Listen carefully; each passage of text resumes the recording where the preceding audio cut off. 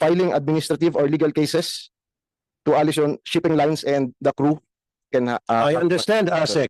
I understand. I know what you're saying. I can follow you. Apo. Pero my point is, binanggit mo na mismo kanina na marami silang lapses, marami silang pagkukulang.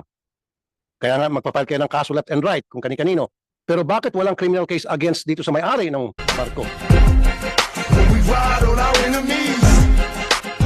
The vessel exceeded its passenger capacity. Its capacity, authorized capacity po is 352 plus 24 to 27 crew members allowed. As of yesterday po, the numbers were, there were 293 survivors, 52 cadavers recovered, and 24 are missing. Meron hong inconsistency sa passenger manifest dahil ho sa survivors, sa number ho ng survivors and cadavers recovered, meron po sa kanilang wala dun sa passenger manifest. So, the finding is nag-exceed po sila sa passenger capacity. Second po, cargo overloading. Yung rolling cargos po did not pass through the weighing scales. So, cargo overloading may have caused lashing problems po. So, naputol ho yung lashes, we believe, causing possible shifting po ng rolling cargos. Kaya ho yung stability ng vessel nagka-problema. And then, pangatlo po is yung safety violations noted during pre-departure. There were safety deficiencies, but the vessel has safety certificate. So there was a question on why was the vessel issued a certificate, a seaworthiness certificate or safety certificate. We still have to look into that, Mr. Chair.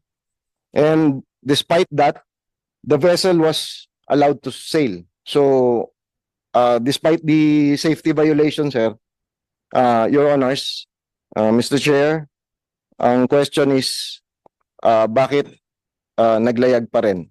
So, on that part, we find merong neglect po of duty. So,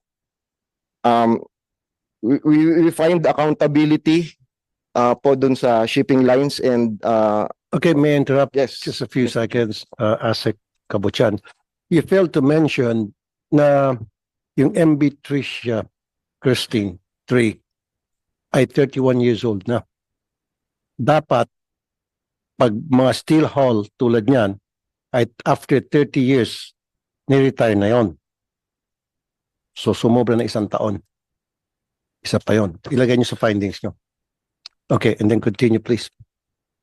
Yes, Mr. Chair, noted on that po. And to continue po, sa accountability, the department will give sanctions po. 1, grounding all vessels of Allison Shipping Lines and filing administrative or legal cases to Allison Shipping Lines and the crew. I'm gonna interrupt you again. Administrative lang, walang criminal? Hindi pwede, hindi ako papayag. But administrative lang.